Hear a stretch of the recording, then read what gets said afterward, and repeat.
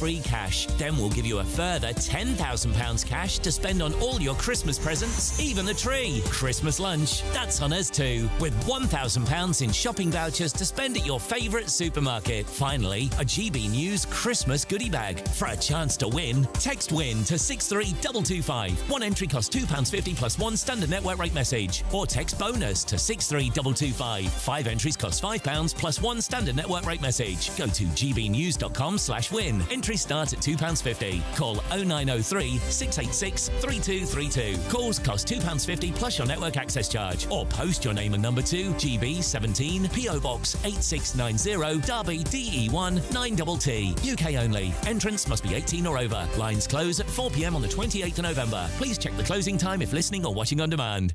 Hi, I'm Michelle Dewberry, and my show is your opportunity to cut through all the noise and dive in headfirst to some robust debates. Ideas clash. Situation, isn't it? Because the failure is... You're deliberately avoiding my point. Nothing's held back. And if you think this is the end of it, wait for more. And we do not shy away from the difficult stuff. Sometimes I want to shake people and say, if only you understood. So join me on Jubes & Kerr weeknights at 6 p.m, only on GB News, Britain's news channel. From the school run to the home run, watch a new show for all of Britain. So he can say whatever he wants. A straight talking show where all voices are heard. And, you know, when are we going to stop talking about smashing the gangs and actually do it? With the stories that matter from every part of our country. There's a bit of a crash landing there for your Chancellor. Bold, fearless and standing up for you. That's me, Martin Daubney, 3 p.m. till 6 p.m, weekdays, here only on GB News. The People's Channel, Britain's news channel. Westminster's full of talk, but out here, it's the real world. Am I allowed to talk now? No, that's it. This is where it matters, real people and real lives. That's what politics is all about. In fact, has Trump made a good start? No. Straight answers, no spin, and just a couple of pints. How many fingers have I got up? About 10. So join me for Lee Anderson's Real World every Friday at 7 p.m, only on GB News. The People's Channel, Britain's news channel. You want to know what's really going on in the corridors of power? Labour don't know what to do with you half the time, and that makes you quite lethal in the chamber. Get behind the headlines with Chopper's Political Podcast. Join me, Christopher Hope, as I sit down with the great and the good of British politics. We'll see where this ruling takes us. These are the stories shaping our nation. Chopper's Political Podcast, available now on all platforms. Listen in and stay ahead.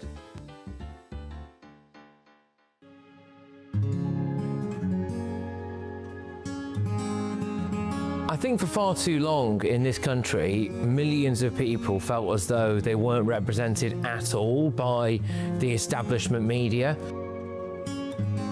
GB News was needed because there literally was no other voice. Everyone was saying the same thing. GB News exists because there is a desperate need for fearless journalism that puts the people first. GB News came on the scene as a disruptor, and it has always been a disruptor ever since. The mainstream is all about keeping the status quo as it is, ticking along quite nicely. They don't want to ask difficult questions. But journalism is journalism at the end of the day, and we're not here to serve any masters. Our masters are our audience. Charlie Peters, he gave a voice to the victims of grooming gangs, and now, of course, it's led to a national inquiry. GB News exists to make sure those concerns are put forward and people feel as though what they want to ask is put to those in power. We don't take orders from anyone. We ask the questions our viewers and listeners want answering. I know what's actually being discussed by my family and my friends. Us ordinary, hard-working British people have had enough. We've had enough. They're fed up with the same old establishment nonsense. Everything that we do is opening up conversations that others are afraid to go at. Why are you illegally bringing people into Britain? That is our job. Our job is to get to the truth. If it's important to you watching or listening at home, then it's important to us as well. That's what makes us the fearless champion of Britain.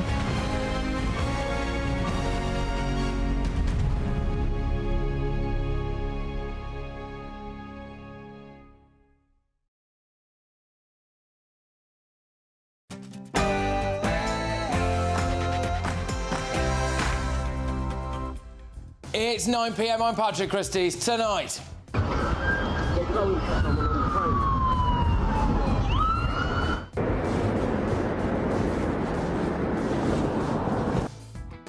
You have a right to feel scared in Britain, and I'm determined that we will close those hotels. We're processing the claims much more quickly. Whoopsie, Britain has the highest increase in asylum applications anywhere in Europe. Plus, Labour has no plans to increase taxes on working people. Reeves looks set to clobber anyone on over 46 grand, and just to be very clear, will Labour oppose new drilling licences in the North Sea? Well, we do oppose them, and let me explain why. Right, no new oil wells in the North Sea for the first time since the 1960s. Norway has drilled 30 in the same sea this year, but there will be a general election caused by economic collapse that will happen in 2027. Today, Nigel Farage announced his plan to fix the economy. Also,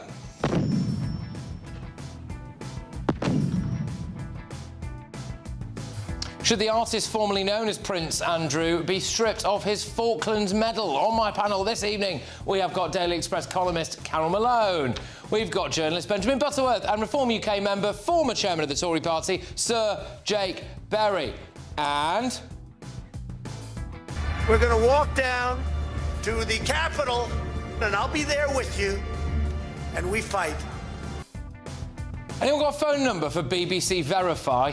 Anyone? Because there's a massive scandal at the BBC, not for the first time. The corporation has been accused of doctoring a Donald Trump speech. And what is going on here?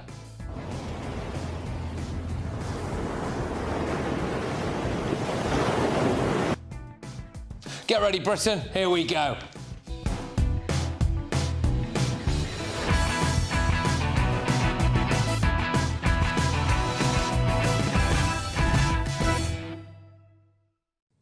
We don't have to live like this. Next.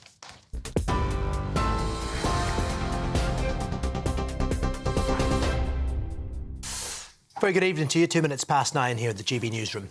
Police are investigating if a man accused of a mass stabbing attack on a train in Cambridgeshire is linked to 3 other knife incidents over the weekend.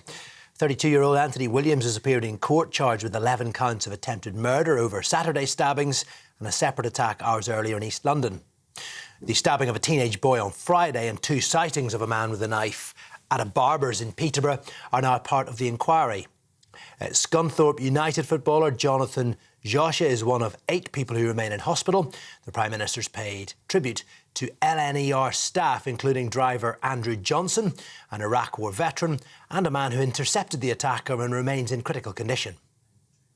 We all share in the revulsion of this shocking incident, but there's no doubt that their collective action, their brave action, saved countless lives, and I know the whole country is grateful for that.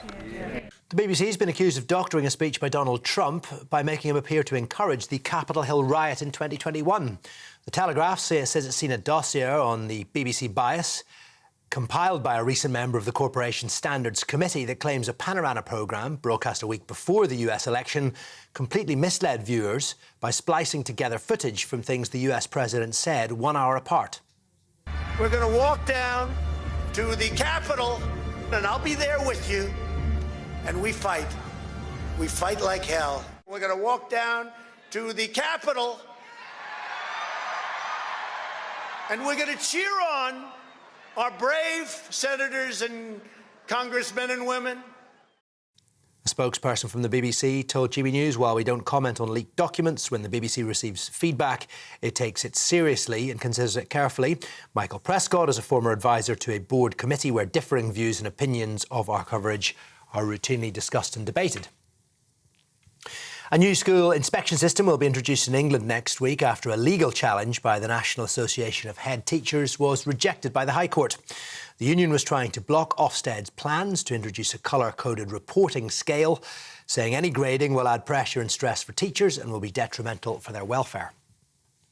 The Foreign Secretary is calling for Israel to allow more aid into Gaza following last month's tentative ceasefire.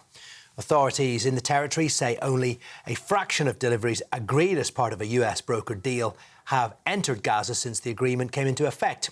Yvette Cooper has visited a warehouse in Jordan, which is full of UK aid, awaiting access into Gaza.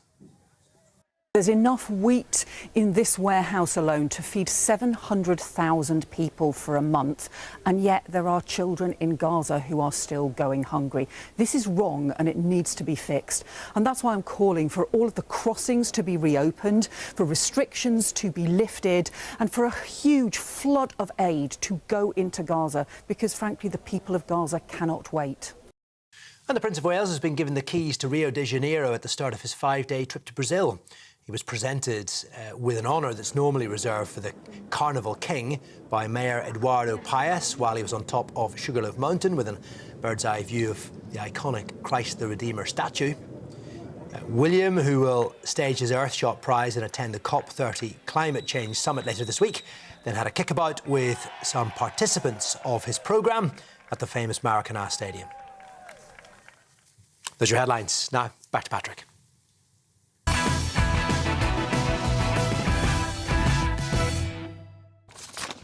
Good evening.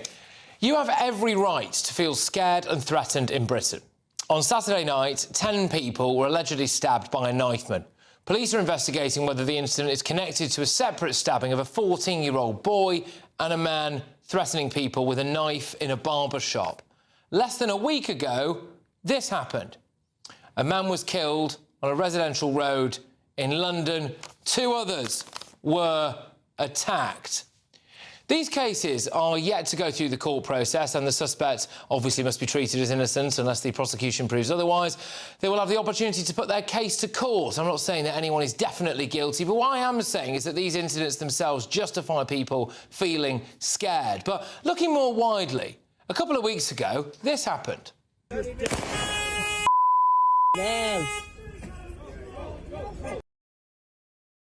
A jihadi called Jihad tried to slaughter Jews at a synagogue in Manchester. It feels like every single day there's a case of an asylum seeker raping someone or sexually abusing someone.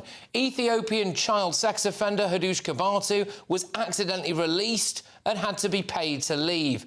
An Afghan who was actually called Rapeula Ahmadzi raped a vulnerable schoolgirl in a park in Scotland.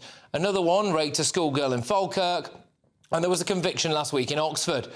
A couple of weeks ago, a Sudanese man pleaded guilty to trying to kidnap a 17-year-old girl. Last week, another Sudanese asylum seeker was found guilty of stabbing a hotel worker to death with a screwdriver. A gym instructor who's called himself the Anglo-Jihadi has today been found guilty of planning a bomb and chemical attack on a major shopping centre. There's also another case of the illegal migrant who threatened to kill Nigel Farage. He's in prison using an illegal phone and he'll probably be back out and about within 18 months.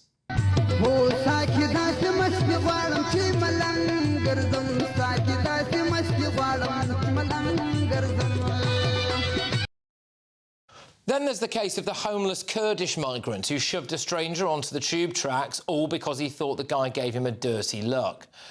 You might just walk down the road and see someone like this. And a warning, by the way, this is very graphic, but sadly, this is what you might just see out on our streets today.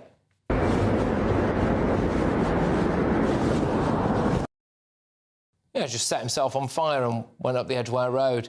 Or, of course, you might go to the shops and you might see this.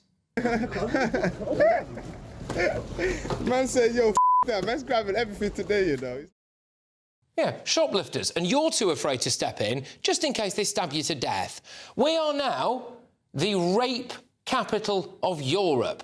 The UK recorded the highest figure of rapes on the continent last year. We've got the constant threat of radical Islamism, bollards everywhere, airport-style security, armed police at Christmas markets. And it's not just in busy city centres, they're out in places like leafy Surrey, just in case the jihadis decide to come to a market town for Christmas.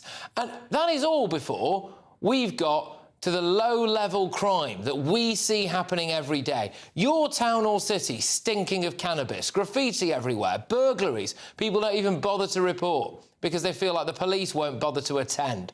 I'm sick of people saying that this is all scaremongering or, oh, we're being really dramatic. The people who laugh at you for worrying about knife crime are the same people who have said that stop and search is racist. The people who laugh at you for worrying about some illegal immigrants killing and raping people are the same people who go to the refugees' welcome marches. The people who call you Islamophobic for worrying about jihadis or I don't know, the Pakistani rape gangs are the same people who have said there's nothing wrong with mass immigration from Muslim countries. The people who say that you're racist for pointing out Afghans are about 20 times more likely to commit a sex crime, or that Pakistanis and Indians fought each other in Leicester, or that we've got 85 Sharia courts, or that we have rampant anti-Semitism on pro-Palestine marches, are the same people who tell us that diversity is our greatest strength. And I tell you what, I am sick of MPs telling us that everything is OK. Or it's all isolated incidents, we just need to remain vigilant. They have just put up a new fence around the Houses of Parliament. Look at that. The Prime Minister, the Mayor of London, the Home Secretary, they have 24-hour armed security. We don't, do we? We don't. Politicians and people on the left are gaslighting you by saying that Britain, it's the safest it's ever been. Well, it doesn't look like it, and it doesn't feel like it. And I'm telling you that every single day I sit here and I have to decide which horrific, violent, often sexual crimes to tell you about, because I can't fit them all into a single show. We shouldn't have to live like this. So I thoughts on my panel. I've got Daily Express columnist Carol Malone, journalist and broadcaster Benjamin Butterworth, and Reform Party member, former chairman of the Tory Party, Sir Jake Berry. Carol, are you sick and tired of being told that actually everything's OK, it's the safest it's ever been to live in Britain? And I mean, a lot of politicians this week have been trotting out the fact that the crime, knife crime and violent crime has gone down. It's simply not true. I just don't believe it. And I know it's not true, certainly in London, because this year there were 16,344 knife crimes. Last year there were 15,000. So there's been a rise. So they're lying to us about it. And all the catalogue of horror that you just laid in front of us there is terrifying. You know, Britain is frozen with fear now. You know, we saw what happened this weekend on that train, a place where you're a sitting target for lunatics. You know, there's no escape. You can't get off. There's no escape, no hiding place. But you know, we are living in a country now where we're terrified by the rise of Islamism on our streets. We're terrified by anti-Semitism. We're importing killers and rapists and paedophiles, and we're saying it's for our benefit. We're importing terrorists into this country, and people are terrified to talk about the fear of that, because, as you just said, they're going to be branded racist, and it's got to stop. And it's if we protest about when we see people protesting about immigration, they are labelled wholesale racist. It's not fair and it's not right. There are people, I mean, I see it on social media in the way... By the way, pretty much every example that I just rattled off there, pretty much everyone is, like, from the last 2 weeks. And there's... Yes. I mean, the ginger jihadi was today got found guilty, you know, plotting a big bomb attack, etc. You know, this seems to be happening every single day. And yet we're being gaslit and told, oh, you know, actually, it's the safest it's ever been, Britain. So, look, when it comes to crime, actually, these statistics we get hit with, saying it's going up or it's going down, I really think are irrelevant. I think they're irrelevant, first of all, because no one believes them. And Carol talks about actual knife crime going up in London, despite us being told it's going down. But actually, crime and living in this country as a free citizen is all about your own personal perception. Do you feel safe walking down the street? If there's some statistic that crime may be falling in Surrey, but you live in central London or you live in Greater Manchester, the crime is about perception.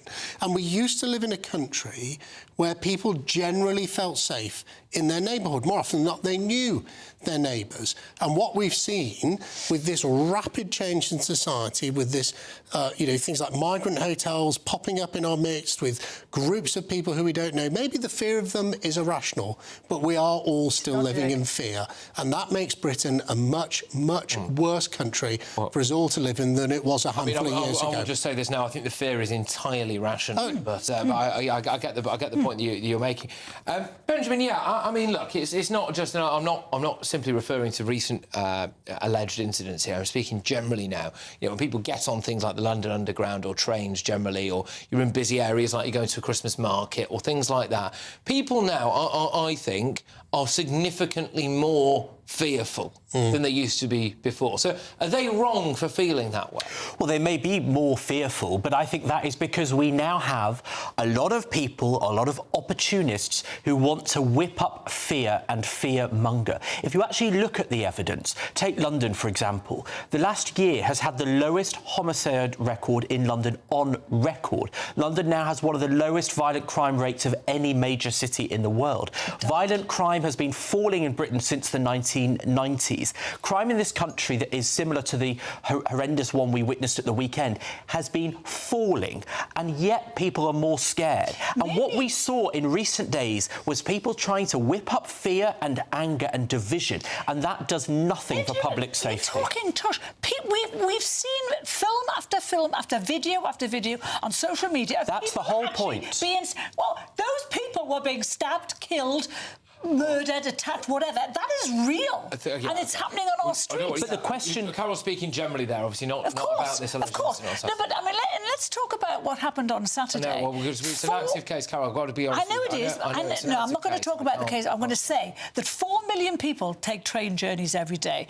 More people take tube journeys every day, and now they're going to be terrified to get on a train. And let's put some facts in here instead of your whipping up fear. Inspire how many people? There are 27 per 1 million train journeys in this country. There are 27 crimes. Now, that won't be any comfort to the people affected by 27 crimes, but some perspective is really important. And I think it is dangerous that people now have the currency of fear and hate and division, and that is scaring people. Have you been mugged? Yes. I was mugged a couple of years ago. Yes, someone threatened me on the South Bank. I've lived in London for 15 years. Oh, but one mugging's all right.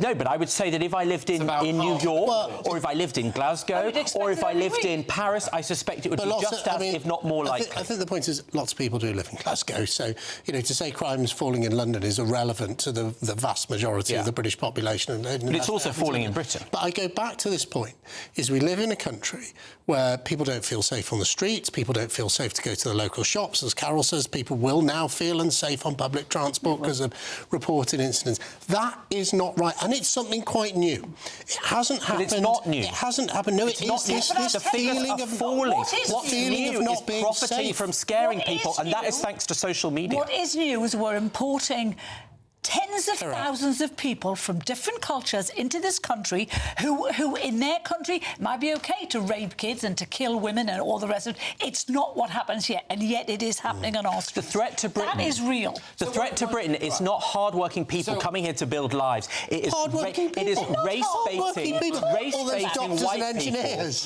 Race-baiting white people who want to stir fear for profit online. So you think that the bigger danger to Britain, instead of Pakistani paedophiles who've been parts of the rape gangs, instead of people who've been, you know, the son of Libyan asylum seekers who blew himself up in Manchester Arena, instead of all the Sudanese bloke who stabbed a woman to death in the neck, you think that the bigger threat and fear for Britain is people talking about it. Right-wing people on X. The problem isn't, I'm not saying it's worse than the people who commit the crimes. Oh, right. What is worse is the people that try to generalise that millions of decent, hard-working people that come here to try and fearmonger them. Because what that does, that means that when people leave their houses or go on trains or get public transport, they're creating an unnecessary level of fear. They are making them fear their Asian and their Muslim neighbours, and that is wrong. I don't think it is necessary. And what people actually want, if you go out and talk to the British people, or you read in polling that they do, people want real punishment for people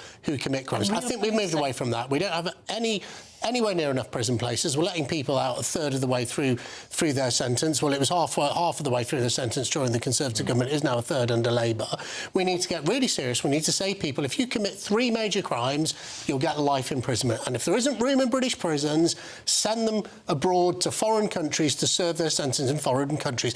People want a hostile environment to criminals where if they think they phone the police, they report a crime, the person is found guilty, they will be punished and it will be unpleasant. That should be the price of committing a crime in the UK. Patrick touched on it before. You talked about stop and search. And we've always banished stop and search in this country. Why? Because the left would object and say it's because there's a Conservative government that stopped stop and search, Carol. It was Theresa May as Home Secretary. And the left too. It was a Conservative government, does not a Labour government. But this is exactly what's got to happen now. It doesn't matter what colour your skin is. If someone suspects you, the cops suspect you, they should be able to search you. End of story. And the number of knife crimes in the capital, at least, has fallen notably since then. No, it's not. When you've got, I'm sorry, wrong. There have been 70 knife crime murders in the last year. That is less than under Boris Johnson. Business statistics says knife crime in London in 2025, 16,344. Last year, 15,000. The number of violent crimes and the number of murders are down, aren't they? So, you understand that it is down. You want to terrify people in their homes. They are terrified. The 16,000 people stabbed would be terrified. Yeah. But it's the low-level crime. It's the smoking of cannabis. It's the shoplifting. We have to have a zero-tolerance approach to criminality in the UK. Yeah. I'm also just going to say, for the sake of clarity on this, over the past decade, London has experienced a significant rise in police-recorded knife crime offences. The number of crimes rose approximately 16,344 in the year ending to March 2025. Exactly. Compared to 9,752 in 2015. Exactly. 2016. So I'm very sorry, but it is getting more dangerous. And the number of homicides is down to just wounding. To the lowest wounding ever. A flesh wound, don't worry about it. Anyway, right, OK. Well, anyway, right, look, and what is yet another screaming handbrake turn here? Of course, it's the festive Great British giveaway. Yes, it is. It's not a set of knives, no. It's 40,000 quid in tax-free cash. You can have the Christmas of your dreams. Here's how you can be in it to win it. We're giving you the chance to win your entire Christmas this year paid for by us. First, we'll give you an incredible £30,000 in tax-free cash, so you can have a brilliant New Year. Then we'll give you a further £10,000 cash to spend on all your Christmas presents, the decorations, even the tree. Christmas lunch, that's on us too, with £1,000 in shopping vouchers to spend at your favourite supermarket. Finally, a GB News Christmas goodie bag. And the best news? You'll get it all in time for the big day. For a chance to win, text WIN to 63225. One entry costs £2.50 plus one standard network rate message. Or text BONUS to 63225. 5 entries cost £5 plus one standard network rate message. Go to gbnews.com/win. Entries start at £2.50. Call 0903 686 3232. Calls cost £2.50 plus your network access charge. Or post your name and number to GB17 PO Box 8690 Derby DE1 9TT. UK only. Entrance must be 18 or over. Lines close at 4 p.m. on the 28th of November. The winner may be contacted live on GB News, week commencing the 8th of December. Please check the closing time if listening or watching on demand. Good luck. Well, coming up, do you remember this? And I'm now going to hand to Chris to do the slides. Thank you, Prime Minister. First slide, please. Next slide, please. Next slide, please. Next slide, please. Next slide, please. Ah, yes. Oh, gosh. In this most helpful intervention to date, Chris Whitty has now urged the NHS to curb its over-reliance on foreign medics. So, should our health service be banned from hiring foreign doctors? But before that, Buckingham Palace is now saying that they might, or they're refusing to rule out stripping the artist formerly known as Prince Andrew of his Falklands War medal. But, you know, despite everything, does he deserve to be stripped of his service medal? That's next.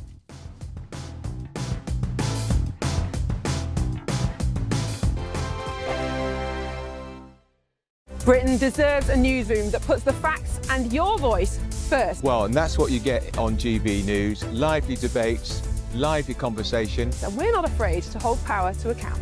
And each other. So join me, Andrew Pierce. And me, Miriam Gates, for Britain's Newsroom, weekdays from 9:30 on GB News. Hi, I'm Michelle Dewberry, and my show is your opportunity to cut through all the noise and dive in headfirst to some robust debates. Ideas clash. Situation, isn't it? No, because the failure is you're deliberately avoiding my point. Nothing's held back. And if you think this is the end of it, wait for more. And we do not shy away from the difficult stuff. Sometimes I want to shake people and say, if only you understood. So join me on Dubes & Co. weeknights at 6 p.m. only on GB News, Britain's news channel. From the school run to the home run, watch a new show for all of Britain. So he can say whatever he wants. A straight-talking show where all voices are heard. And, you know, when are we going to stop talking about smashing the gangs and actually do it? With the stories that matter from every part of our country. There's a bit of a crash landing there for your Chancellor. Bold, fearless and standing up for you. That's me, Martin Daubney, 3 p.m. till 6 p.m, weekdays, here only on GB News. The People's Channel, Britain's news channel. Westminster's full of talk, but out here, it's the real world. Am I allowed to talk No, now? that's it. This is where it matters, real people and real lives. That's what politics is all about. In fact, has Trump made a good start? No. Straight answers, no spin, and just a couple of pints. How many fingers have I ever got up? About 10. So join me for Lee Anderson's Real World every Friday at 7 p.m, only on GB News. The People's Channel, Britain's news channel. No matter the state it's in, this is our nation. Join me, Jacob Rees-Mogg, for a genuine, honest discussion on where we have been, where we are going, and where we are with the people who set the direction. Tune in to State of the Nation every Monday to Thursday, 8 to 9 o'clock. Only on GB News. You want to know what's really going on in the corridors of power? Labour don't know what to do with you half the time, and that makes you quite lethal in the chamber. Get behind the headlines with Chopper's Political Podcast. Join me, Christopher Hope, as I sit down with the great and the good of British politics. We'll see where this ruling takes us. These are the stories shaping our nation. Chopper's Political Podcast, available now on all platforms. Listen in and stay ahead. Join me, Nana Akweer, for an informative, interactive news programme with a difference. It's fun. No, he didn't say that, Dave. I'm so surprised. I think there's an element of truth to that. Join me from 3 p.m. every weekend, only on GB News, Britain's news channel.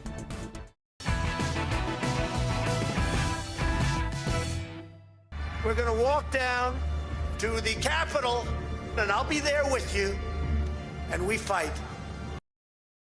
Well, the BBC is now officially really guilty of fake news. You know, BBC Verify has got 61 staff and a combined annual wage bill of $3.3 million. Well, it turns out that the BBC doctored footage of President Trump to make him appear to encourage the Capitol riot. We'll have more on that soon. But first, should the artist formerly known as Prince Andrew now be stripped of his Falklands War Medal? Let's get stuck into that. So it could go from bad to worse for the former Prince, Andrew Mountbatten-Windsor. Last week he lost all of his honorary titles, and now he even faces losing his campaign medal for the Falklands War.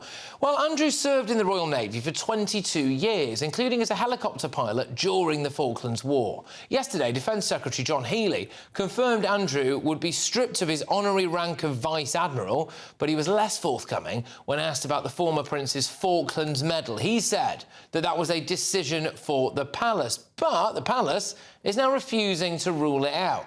Such a move would, of course, break a century-long precedent set by King George V, who reportedly said that even a Victoria Cross recipient convicted of murder should be allowed to wear his medal on the gallows. So tonight I'm asking, should Andrew Mountbatten-Windsor be stripped of that Falklands medal? Well, I'm joined now by Falklands veteran, hero, Simon Weston. Simon, thank you very much. Always a pleasure to see you, my good man. I believe you think he shouldn't be stripped of this medal, is that right? Well, how can you strip somebody of something they earned? He risked his life for that medal. If it had been given to him as a whimsy, as a lot of honours are given around, you know, it's not a birthday medal. It's not a medal to say you've done something nice. It's something that he actually earned. They could take my CBE and my OBE away from me, but I don't believe that they could take my Falklands or my Northern Ireland medal. And to be honest with you, they'd have a bloody good fight with me if they wanted to take those two, because I earned them. I put my life on the line, as did Andrew. But you know, the rest of the titles are honorary. So, but I don't think that anybody should even be discussing his service medal. He earned that. I think, as I understand it anyway, the Vice Admiral thing he got as a present for his 55th birthday, which I think, you know, all right, you could probably take that off him. But in terms of what he actually did during the Falklands War, then, do you have any detail for us at all about what kind of service he did? As far as I'm aware, he flew missile decoy, basically the heat-seeking missiles, and they flew the helicopters off and they were firing what they call chaff out of the back. It's, I don't know, it's some form of alloy that heats up incredibly hot and will draw the heat-seeking missile towards it. That's incredibly brave and courageous to do, because if it doesn't work properly, then the next engine it locks onto is the helicopter, and that can't travel as fast, and the missile will hit it. I mean, fortunately, it didn't.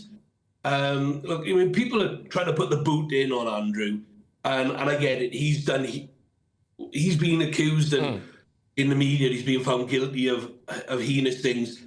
I'm not defending him. He's big enough and ugly enough to do that for himself, or not, as the case may be. But at the end of the day, this is something totally different. But it seems like everybody just wants to pile on now and take anything they can get. You know, but he earned this. It's a medal that he earned. It's like if he'd run a New York Marathon and won the medal for running the New York Marathon, would we want to be stripping him of that as well? You know, it's like everybody wants to strip every ounce of something away from this guy. You know, look, he's done some terrible things, and he's being dealt with for that. You know, but I don't think it's right to be going after his medal. Not this. No, I think it's wrong. Okay, yeah, I mean, can I just while I've got you, because again, I will just say, look, I mean, Prince Andrew on a personal level, having never met him, just knowing him, probably like the vast majority of people do, like, I just say he comes across like a bit of an arrogant so-and-so, and I don't particularly like the guy, and obviously there's this kind of cloud of allegations. The thing I will say, though... Met him. I've met him many times. Oh, go on then. What's he like? I've had lunch with him at the Palace many times. I've been in his office many times. And I can only speak as a finder. Found him to be an okay guy. I mean, like a lot of people, there's good and there's bad in them, and they say good and bad things. But I've not found him to be as objectionable as some people have found him. But that's their experience. I can only speak of mine. So I've met him quite a lot. He used to be the patron of my charity before it went down with the credit crunch in the early 2000s. And he was always very good with the charity and the people who were in the charity. But like I say, I'm not trying to defend him. No, I get it, yeah. What's happened speaks for itself. But when it comes down to then wanting to strip somebody of something he actually earned by risking his life, I think it's just that step too far. If he went to jail for anything that he's done, I don't think you should strip him or should be able to strip him of his medal. They haven't stripped other service people of their medals, and they've done heinous things, got locked up for all sorts, from, you know, all the different wars that we've been involved in. There's people gone to jail for murder and they haven't been stripped of their Northern Ireland medals or whatever else. So why are we piling in on him to try and take away his service medal? When he earned it, he did it with dignity, he did it with honour, and he did it with courage. He did his job. I don't think we should be taking that step to rob him of everything that he's got. Everything else has been taken, but that is for the palace and for the government and for everybody else to make those decisions on. But when it comes to this is something I think is a step too far. No, look, it's a really interesting point, and I'm kind of really inclined to agree with you, really. I mean, you could take everything else off him as far as I'm concerned. Reputationally, he's finished, obviously. But, you know, there are certain things, like a medal that you've actually earned in combat for doing actual things and heroism that I suppose maybe should be separate from all of that. Simon, thank you very much. Always a pleasure. Take care. Simon Weston there is a Falklands veteran. We're just kind of continuing a little bit with the military theme here.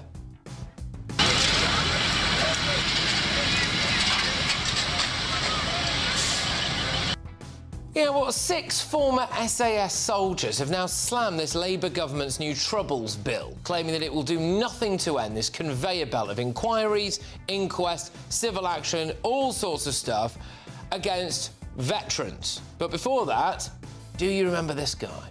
I'm now going to hand to Chris to do the slides. Thank you, Prime Minister. First slide, please. Next slide, please. Next slide, please. Next slide, please. Next slide, please.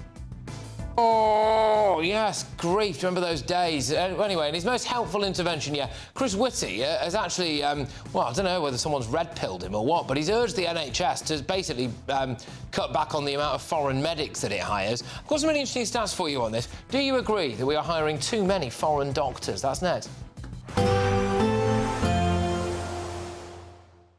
Be nice to escape the grey. Clear skies, here we come. As clear as our travel insurance. All Clear Travel Insurance sponsors GB News Travel Destinations Forecast.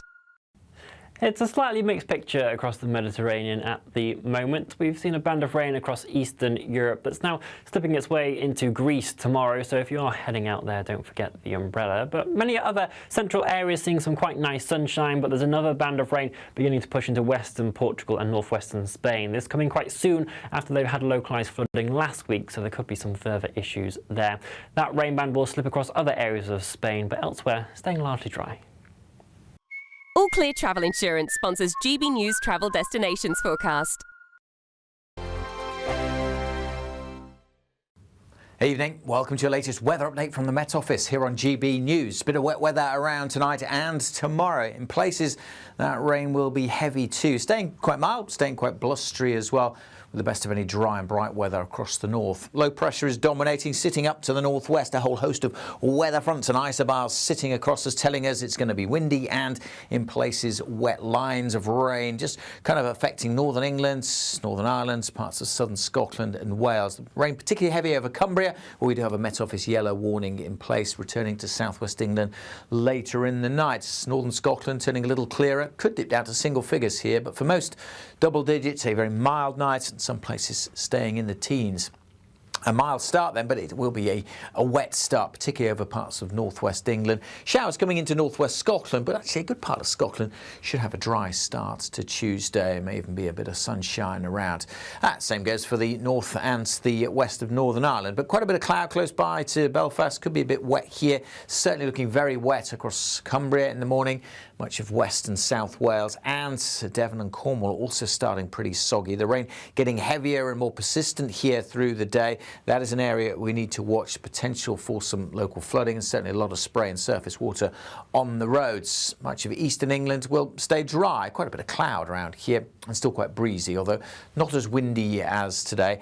The wind strengthening though later in the southwest. Another pretty mild day, double digits, and many places staying in the teens. Wednesday's also looking mild. Again, much of northern Scotland dry and bright with some sunshine. Again, most of England and Wales cloudy with wet weather, particularly over western England and Wales, spreading back towards Northern Ireland and southern Scotland later on. With a bit of brightness across the southeast, we could again get up to 16, maybe 17 Celsius, but again, quite breezy, particularly so in the south. In the GB newsroom, we bring you the news as it happens. With our team of dedicated journalists across the UK, we're ready to keep you up to date with what's happening every half an hour, every single day. Bulletins here on GB News, the People's Channel, Britain's news channel. Britain deserves a newsroom that puts the facts and your voice first. Well, and that's what you get on GB News. Lively debates, lively conversation. And we're not afraid to hold power to account. And each other. So join me, Andrew Pierce. And me, Miriam Cates, for Britain's Newsroom, weekdays from 9:30 on GB News. At GB News, we love to hear from you, our loyal community. So drop us a line at gbnews.com/yoursay. There you can talk to each other and also to the presenters live on air. gbnews.com/yoursay, because GB News is your channel, Britain's news channel.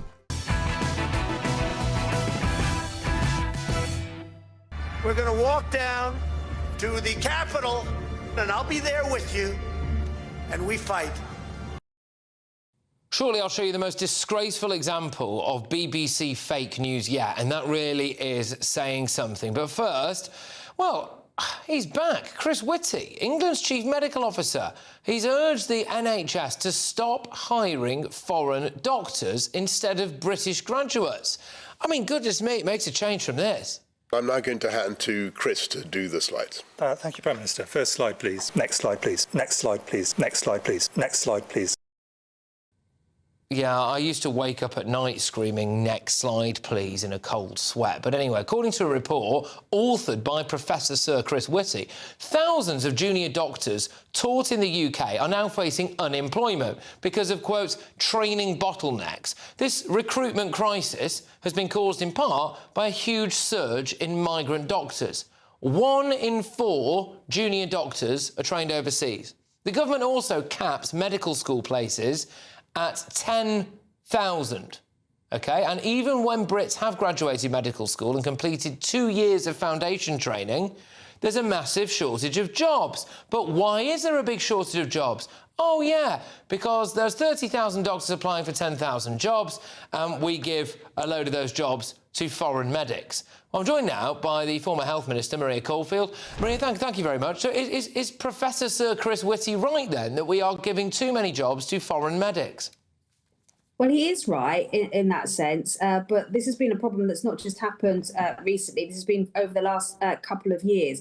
And really, you know, it's not just with medical places. You know, we've got newly qualified nurses, newly qualified pharmacists coming out of their training, which the NHS has paid for, which taxpayers have paid for, and not able to get jobs. And so, you know, if they can't get jobs, then they go and do something else, and we lose all those skills and qualifications that the taxpayer has spent a lot of money paying for. Now, Chris Whitty is right. There is a lot of overseas doctors, in this case, taking what we call training numbers. But actually, the solution is, when we're so short of staff, you know, I work in the NHS now, the solution is to expand those training places, not just kind of compete overseas doctors with domestic doctors. We need both, in all honesty. And the reason they can't expand those training places is because the Labour government has spent so much money, both on the 22% pay rise for resident doctors, which is about £1 billion over 2 years, and another £1 billion on the NHS England reorganisation and redundancy package. Now, if we had £2 billion, we could easily open up those training places so that both domestic and overseas doctors and nurses and pharmacists and physios could get jobs once they qualify. I'd just do put it to you as the former health minister, why on earth did you allow it to happen that we are employing huge numbers more foreign doctors and nurses than British people? Well, you know, when we were government, and you know, I'm not a Conservative any longer, we did increase the number of training places, and that's why we've got so many qualifying right now. But our intention with the workforce plan that we put together was that we would then expand those training places. So what happens when a doctor trains, a student doctor trains, they qualify, but they then have to get a training number to go into their speciality, whether that's to be a GP or a cardiologist or an oncologist. And it's those training numbers. So we've got qualified doctors who can't get those training numbers to then specialise. We increased the number of medical students to qualify, which is what's happening now. What the Labour government hasn't done is then expanded those training places, which we would have done. Why is there a government cap on medical school places at 10,000? It just seems a bit odd when we're happy to go and employ. And there are some horror stories here, you know, employing people who are not even real doctors, not even real nurses, from places like Nigeria, other countries as well, where people don't really speak English, especially as you've got an ageing population. I think it's really unfair to have a man or a woman in their 90s in a hospital bed in dire straits and they're not able to understand the doctor that's there. You know, this is something that could have been solved under the 14 years of the Tories, couldn't it? Well, to be fair, we increased the number of training places and we made it easier for nurses, for example, can do apprenticeships now to get into nursing and degree apprenticeships. So we increased the number of avenues into training for both medical, nursing, physio, for example. What has happened under Labour is then there are not the jobs to go into. And why is that? Because they have spent the money, £2 billion, on either 22% pay rises for doctors, which we said were not affordable, but also for the NHS England reorganisation. It's also need to happen. Whenever anyone talks about multiculturalism and diversity and what a great thing mass immigration is, they always say our NHS would crumble if it wasn't for immigration. But the reality is, it wouldn't, would it? Because we would just employ the ready army of British doctors and nurses that we can train and want to train here. We just deliberately pump it full of people from different countries, don't we? Well, you know, I've been saying this for a little while now, and I was on Newsnight and on the Peston show a couple of months ago saying we have doctors and nurses and physios qualifying who cannot get jobs, and I was laughed at because they didn't believe me. And I said, we've got, the reason we trained a domestic supply of people was so that they could then go into those jobs. But there is, we need both in a sense, because I work in a specialist centre which is a cancer research centre of excellence, and we have many overseas doctors from specialist institutes overseas that come and work with us, and likewise some of our doctors go and work in some of those specialist institutes too. We do need international collaboration, and having overseas members of staff is helpful, but our domestically trained staff have to be able to get jobs, because it's £240,000 to train a medical student, and then if they can't get a job at the end of it, they will just leave and go elsewhere. Absolutely. I go to places like Australia, etc. Well, look, thank you very much for your time this evening. Real pleasure to talk to you. As former Health Minister there, Maria Caulfield. We've been on to the Department of Health, and a spokesperson has said to us, internationally trained staff remain an important and valued part of the NHS workforce, but we should not be over-reliant on overseas recruitment. That's why the 10-year health plan said that we will work across governments, prioritise UK medical graduates and other doctors who've worked in the NHS for a significant period for speciality training, and committed to creating 1,000 more speciality training places over the next 3 years. Look, just remember this the next time anyone says that the reason we need mass immigration is because the NHS would crumble. It wouldn't. We could just employ our own people. But anyway, coming up at 10 p.m.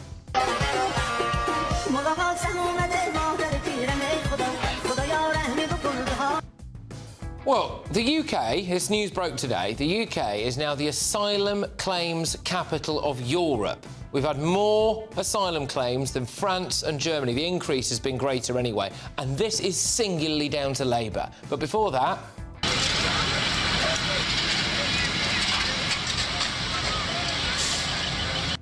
Well, I'm afraid to say it's another thing that's singularly down to this Labour government. 6 former SAS soldiers have now slammed Labour's new Troubles Bill, basically claiming that it's going to lead to a load of veterans continuously prosecuted for crimes that they may, or indeed in many cases, did not commit. Stay tuned. I'm Michelle Dewberry, this is Jubes & Co with you. Hello everyone, Patrick Christys here to GB News, Britain's news channel. Access the stories that matter to you. Take the GB News family with you on any device, and as long as you have an internet connection. Tune in to GB News anywhere on the planet or beyond. GB News, the People's Channel, Britain's news channel. Hi, I'm Michelle Dewberry, and my show is your opportunity to cut through all the noise and dive in headfirst to some robust debates. Ideas clash. Situation, isn't it? No, because the failure is... You're deliberately avoiding my point. Nothing's held back. And if you think this is the end of it, wait for more. And we do not shy away from the difficult stuff. Sometimes I want to shake people and say, if only you understood. So join me on Jubes & Co weeknights at 6 p.m, only on GB News, Britain's news channel. From the school run to the home run, watch a new show for all of Britain. He can say whatever he wants. A straight-talking show where all voices are heard. And, when are we going to stop talking about smashing the gangs and actually do it? With the stories that matter from every part of our country. There's a bit of a crash landing there for your Chancellor. Bold, fearless and standing up for you. That's me, Martin Daubney, 3 p.m. till 6 p.m, weekdays, here only on GB News. The People's Channel, Britain's news channel. Westminster's full of talk, but out here, it's the real world. Am I allowed to talk No, now? that's it. This is where it matters, real people and real lives. That's what politics is all about. In fact, has Trump made a good start? No. Straight answers, no spin, and just a couple of pints. How many fingers have I got up? About 10. So join me for Lee Anderson's Real World every Friday at 7 p.m, only on GB News. The People's Channel, Britain's news channel. You want to know what's really going on in the corridors of power? Labour don't know what to do with you half the time, and that makes you quite lethal in the chamber. Get behind the headlines with Chopper's political podcast. Join me, Christopher Hope, as I sit down with the great and the good of British politics. We'll see where this ruling takes us. These are the stories shaping our nation. Chopper's political podcast, available now on all platforms. Listen in and stay ahead. Decisions made in Washington aren't just shaping America, they're shaping Britain too. From migration to to global security, from crime to health. Whatever happens in the White House today will be felt in your town or city tomorrow. That's why The Late Show is live from Washington, D.C. Cutting through the politics to show you what it all means for Britain. The Late Show live every night at midnight. Only on GB News, Britain's news channel.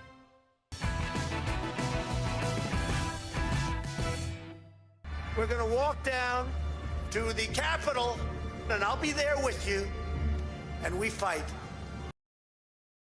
I'm going to show you the worst case of BBC fake news that possibly you've ever seen, actually. More on that soon. But in other news, 6 former members of the SAS have launched an almighty attack on this Labour government. They are slamming its new Troubles bill. So the veterans told the Financial Times that the bill will do nothing to end this conveyor belt of inquiries, inquests, civil actions and prosecutions that we've got against brave veterans. Earlier this year, the government scrapped what's called the 2023 Legacy Act, which basically it meant that they were ending an amnesty from prosecution for veterans who fought in Northern Ireland all those years ago.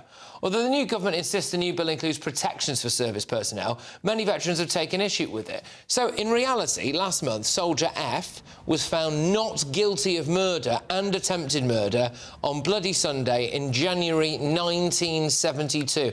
Also, had other horrific cases of veterans being dragged through the courts for things. I'm joined now by one of the authors of that letter, the former SAS commander, Aldwyn White. Thank you very much for joining us this evening. Is this just a gratuitous attempt to prosecute brave veterans, do you think? No, I think what they got completely wrong, and they just do not understand this thing. If you go back, and unfortunately, I don't want to rehearse history, but you go back to the Good Friday Agreement, there was an amnesty, essentially, and Sinn Féin and the IRA had given everything they wanted. Removal of the RUC, etc., etc. Nobody really thought about the other half of the deal, as it were, the veterans. And if you want to have some sort of end to this thing, put a line under it, the best way to do it is actually not do anything else, to call it a day for both sides. We've called it a day for, as it were, the IRA, but we haven't called it a day for our own people. It's quite ridiculous, the government. Yeah, it seems symptomatic of a whole host of different things that are going on in this country at the moment, where we appear to be doing our best to appease everybody else, apart from people in this case who have, of course, been willing to fight and in some cases risk death for this country. Do you think that Labour are on the side of veterans? Well, Labour say they're on the side of veterans, and they do, go through, as it were, the platitudes. But I can't discern anything from their actions that match what they're saying. So, can you just outline to us the kind of horror show that brave veterans are going through at the moment, in terms of whether it's things like prosecutions or the threat of prosecution, etc.? I think it's just that if, it's been rehearsed so frequently, but if you've got somebody who's in their 70s, who's been taken to court or going to inquiries, who's permanently on call, as it were, who gets questioned at various stages, and this goes on for a decade or more, when a line has been drawn under it, the incident they've been involved in has gone to a coroner's court, and it's been proven that there is no case. And 40 years, 50 years later, it gets dredged up. But I mean, we wear the poppy at this time of year. Many of us do. It feels to me as though we are currently being led by either the No Poppy Brigade or the White Poppy Brigade of human rights lawyers and all those people who think they're very worthy about all of this stuff. When you see the likes of Sir Keir Starmer laying a wreath, as he will do at the Cenotaph on Remembrance Sunday, what do you make of that when you see that stuff? I think it's hypocrisy, straightforward hypocrisy, frankly. I had a discussion just yesterday about it with a friend of mine, and the conclusion we came to. Is the military on the side of this Labour government, do you think? The military is a political institution. In my personal case, I voted once in my life. I never thought it was my role as a soldier to vote. I served the government, and I expected the government to look after me. And nowadays, because we have a government that seems to have fallen in love with human rights and worships it, unfortunately, lots of people get caught up in that because they haven't really thought through the implications of what they're doing. I do hope that you know, I'm sure you do, you don't need me to patronise you, but I do hope that you know that the overwhelming majority of people are just very grateful for everything that you and people like you have done for this country, right? And it's unfortunate, this certain cabal of people who appear to currently have power, who are obviously not aligned with that. But look, we're going to have to knock it on the head there, I'm afraid, Aldwyn, but I do wish you all the very best going forward. I hope to speak to you again very soon as well. Aldwyn, right there, of course, former SAS commander. Right, UK government spokesperson said, if we had not repealed the previous government's failed Legacy Act, terrorists, including those in the IRA, would have received blanket immunity for committing the most appalling acts. The former government's legislation did not work. We're putting into place a system which is fair and proportionate. Let's be clear, there's no moral evidence for doing all of this stuff. Right, there we go. Coming up at 10 p.m.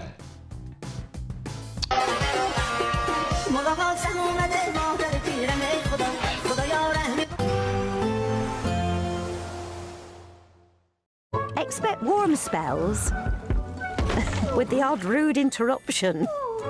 Boxed Boilers sponsors the weather on GB News.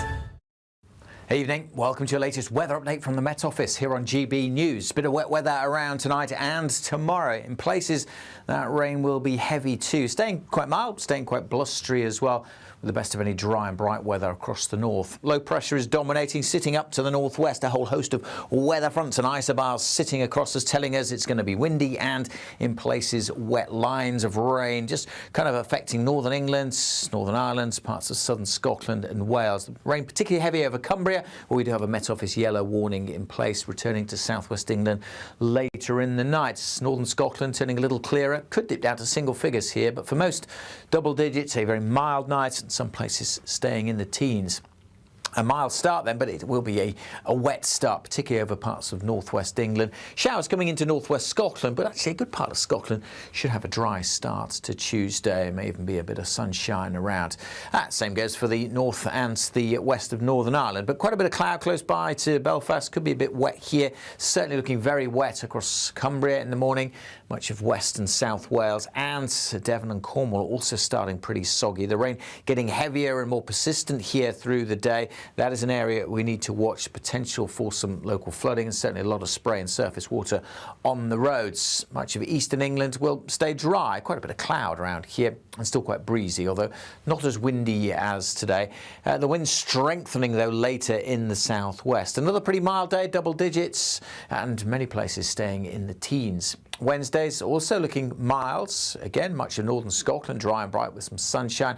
Again, most of England and Wales cloudy with wet weather, particularly over western England and Wales, spreading back towards Northern Ireland and southern Scotland later on. With a bit of brightness across the southeast, we could again get up to 16, maybe 17 Celsius, but again, quite breezy, particularly so in the south.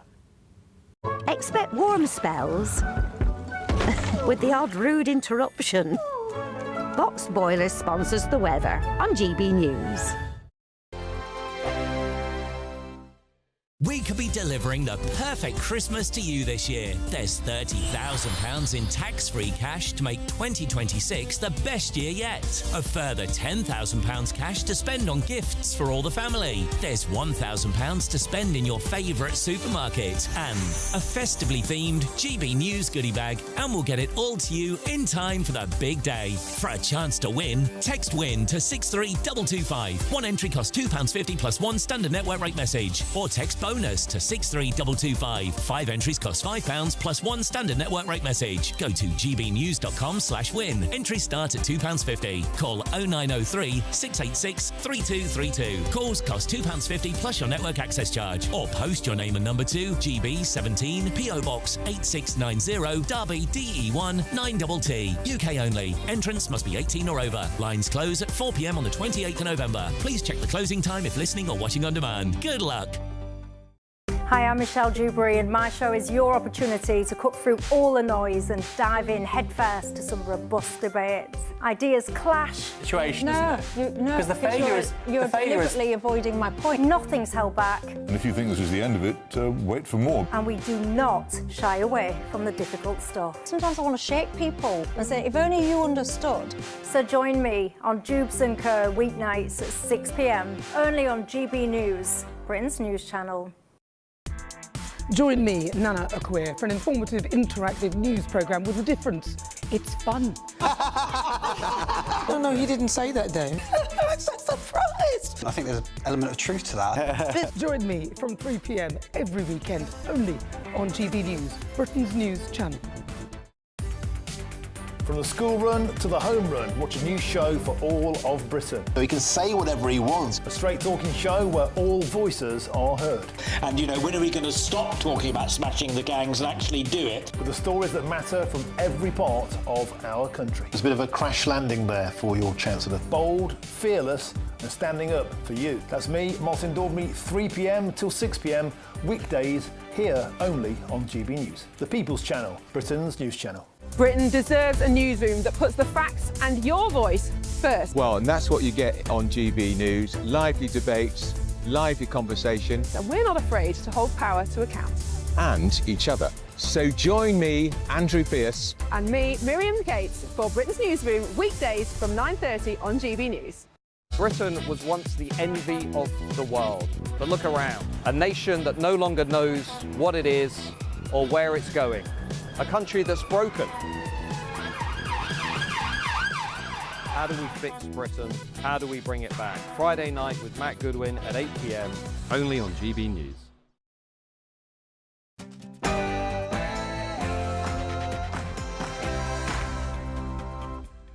It's 10 p.m. I'm Patrick Christys. Tonight, I'm determined that we will close those hotels. We're processing the claims much more quickly. well, the breaking news today is that Britain has the highest increase in asylum applications in Europe. Plus, Labour has no plans to increase taxes on working people. Rachel Reeves is set to clobber anyone on over 46 grand and... Just to be very clear, will Labour oppose new drilling licences in the North Sea? Well, we do oppose them, and let me explain why. Well, now we've got no new oil wells in the North Sea for the first time since the 60s. But Norway has drilled 30 in the same sea this year. But there will be a general election caused by economic collapse that will happen in 2027. Well, Nigel Farage has set out his stall about how to fix the economy. On my panel tonight, we've got Daily Express columnist Carol Malone, journalist Benjamin Butterworth and Reform UK member, former chairman of the Tory party, Sir J. Berry. And has anyone got a phone number for BBC Verify? We're going to walk down to the Capitol, and I'll be there with you, and we fight. Well, the breaking news this evening, and it's actually on the front of the Daily Telegraph for tomorrow, a massive scandal at the BBC. The corporation has been accused of doctoring a President Trump speech. Their bias has been completely and utterly exposed. It's slightly lighter news. What's going on here?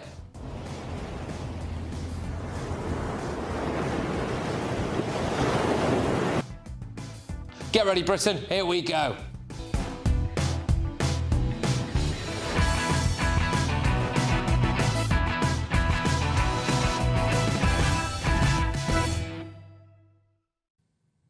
It's official. Labour is flooding the country with illegal immigrants. Next.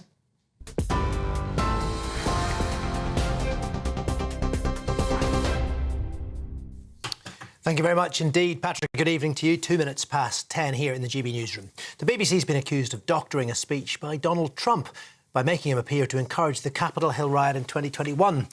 The Telegraph says it's seen a dossier on BBC bias compiled by a recent member of the Corporation Standards Committee that claims a Panorama programme broadcast a week before the US election completely misled viewers by splicing together footage from things the US president said 1 hour apart. We're going to walk down to the Capitol, and I'll be there with you, and we fight. We fight like hell. We're going to walk down to the Capitol, and we're going to cheer on our brave senators and congressmen and women. A BBC spokesperson told GB News, while we don't comment on leaked documents, when the BBC receives feedback and takes it seriously and considers it very carefully.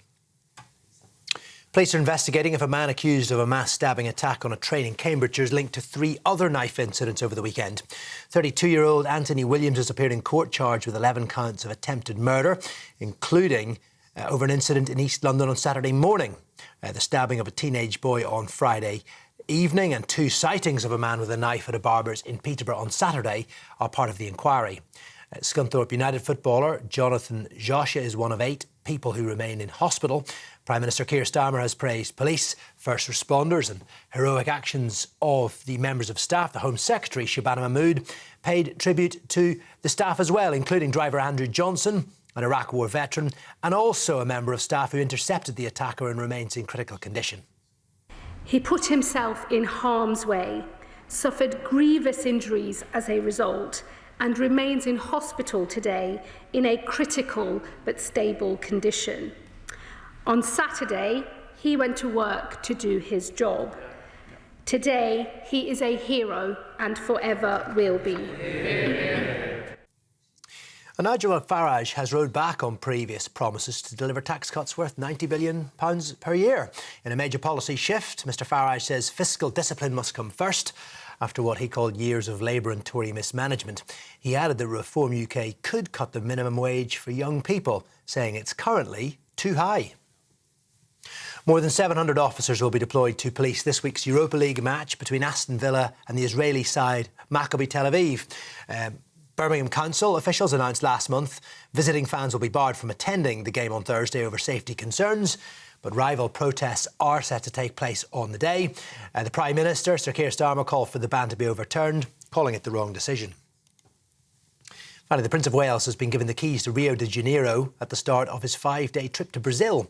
He was presented with the honour by the Mayor, Eduardo Paes, while on top of Sugarloaf Mountain, with that view of the city and, of course, the iconic Christ the Redeemer statue in the background. William, who will stage his Earthshot Prize and attend the COP Climate Summit later this week, then had a kickabout with some participants and the Brazilian legend Cafu at the famous Maracanã Stadium. Those are your headlines. More coming up for you at 11 o'clock now. Back to Patrick.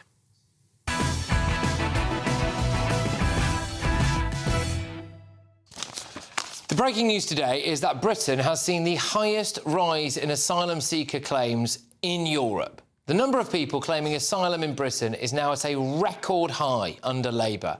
108,000 people claimed asylum in 2024 alone. That is 28% higher than the previous year. We've had a higher increase than Italy and Greece, which are literally the gateway to Europe from Africa and the Middle East. In France and Germany, their asylum claims are going down.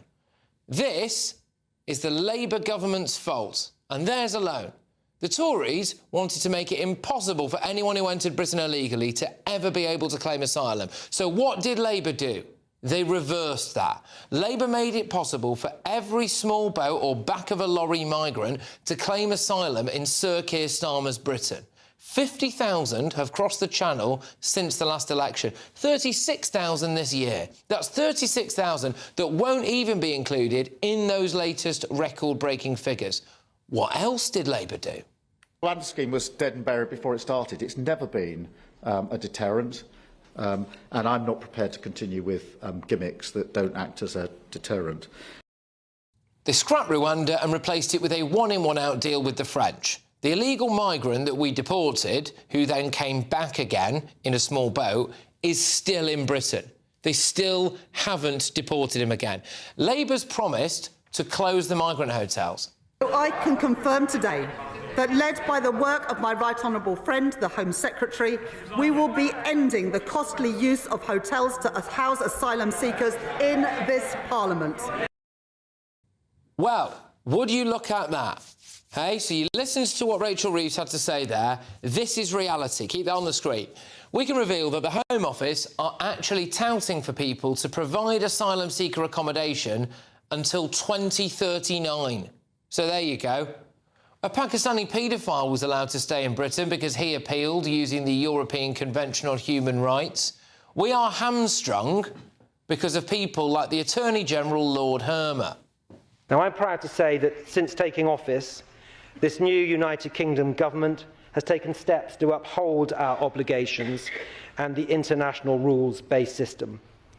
The new United Kingdom government will never withdraw from the European Convention on Human Rights or refuse to comply with judgments of the court. Oh, there you go. It's their fault. It's not just illegal immigration that was a complete joke last year. We can now reveal that Britain received 436,000 permanent migrants in 2024. 60% of those were classed as family members. 60%. So they're probably not even working. Despite all of this, to go after the criminal gangs, to smash the gang networks. To smash the smuggling gangs. Smash the gangs. To smash the gangs. Britain has the highest increase in asylum seeker applications of any European country. Britain also seems harder to be deported from than any other European country. Both of those things are this Labour government's fault. Let's get thoughts of my panel. Daily Express columnist Carol Malone, journalist and broadcaster Benjamin Butterworth, Reform Party member, former chairman of the Tory party, Sir Jake Berry. So, Carol, the facts and figures are out there now. This Labour government is directly responsible for the absolute horlicks that's being made of our borders. Yeah. In every other country in Europe, they're working hard, better than we are, to get rid of migrants. France, Germany and Italy together are working to get rid of traffickers and undocumented people. Hungary has a no, they don't accept asylum seekers at all. In Poland, deportation is a state policy. In Finland, national security comes first. But in Britain, the immigrants come first. And we have a much bigger problem than that. The flow of migrants into this country is no longer controlled by government. It's controlled by a group of unelected judges and activist lawyers. They decide who gets to come into this country now, and they decide who stays. And if you remember, who was that? There was a judge called Hugo Norton-Taylor, just very recently. Hugo Benedict Norton-Taylor. Hugo Benedict, yeah, OK, him. He recently, he led in Gazans on the Ukrainian family scheme. Yeah. And what he said in court was Parliament hadn't expressly said Gazans couldn't come, so he was going to make it a law that they could. So he is forming immigration policy for this country, and that's got to stop. And more importantly, when immigrants they come here rather than France or Germany. Germany is now deporting people back to Afghanistan. Yep. France puts them in detention centres. We put them in 4-star hotels. That's why they're coming here. Am I right in saying, Jake, that of the 108,000 people that claimed asylum in Britain in 2024, if the Tories had still been in power, that number would be 0?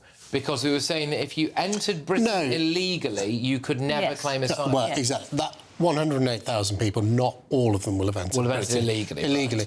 But it would have been a lot closer to 0. It might have been 10,000.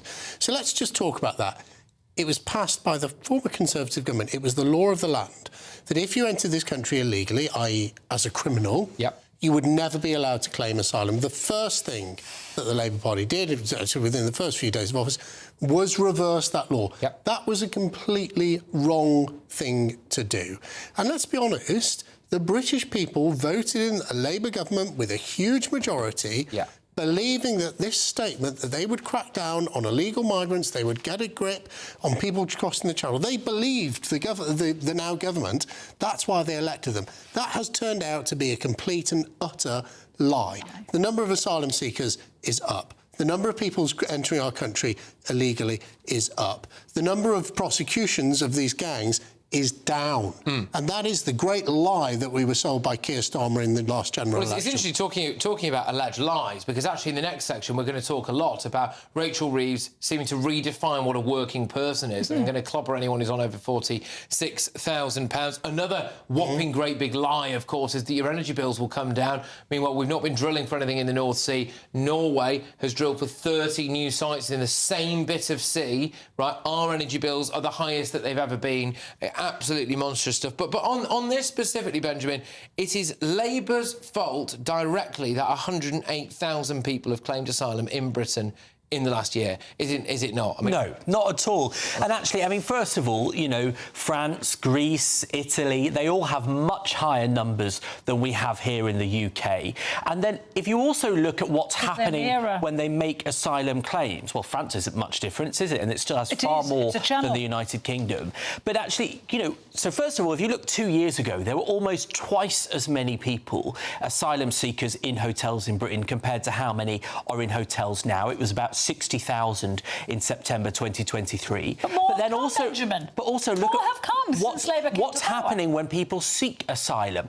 Well, you often talk about Afghanis having a particularly high crime rate and sex offence rate. Well, when Sir Jake, knighted for his contribution, was a part of the parliamentary party in government, 99% of Afghanis were given a right to stay. Since Labour came in last year, it's 38%, a third of what it was. So they might be trying to come here, but they're not staying. That is a sensible approach that is clearly filtering out a lot of people that shouldn't be here. So why are the number of asylum seekers coming to the UK going up? We've got this super tough they're in for a shock, aren't they? Because all these number of asylum seekers going up. And you say that Britain, I don't know what she's saying no to, because she's certainly, whatever she's saying no to, they're still coming. You look at Britain, you say we've got fewer migrants coming to us than many of the countries around Europe. The point is that Germany's cutting the number of people claiming asylum. In Britain, it's going up and up and up. It's not going to be long until we catch them. Germany are deporting Afghans back to... They're sending them back to Kabul. We're never going to do that in a million years. And, you know, when migrants get here, never mind the four-star hotels, that's one thing. There are no blocks put on them to earn cash in hand.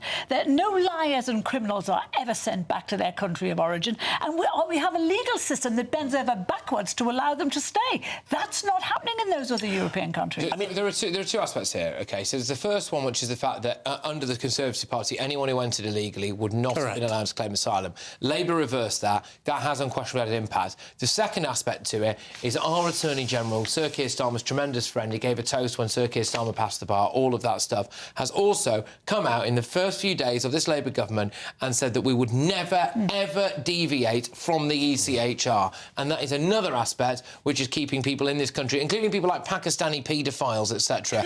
So presumably you're not on the side of that. But your argument falls apart because the countries you've just praised, like Germany turning people back, they abide by the ECHR. It's about our interpretation of these rules. Who are willing to ignore the ECHR. Yes. We don't. It's about the interpretation. For example, a Labour government, a Labour government has said that the Conservatives never did, that the right to bring your family here shouldn't be in perpetuity. That makes sense. You know, we've not had a single migrant come to this country in a small boat in 11 days because of Storm Starmer. They are afraid they will be deported. And it's about time you recognise every other month of the year. Every other month of the year, it's been Storm Mohammed with people coming over in their thousands. Sir Keir is doing what Sir Jake I've never heard any such nonsense. Interpreting the law, and the judges in this country are choosing to interpret the law in a way that's favourable to the illegal migrants, and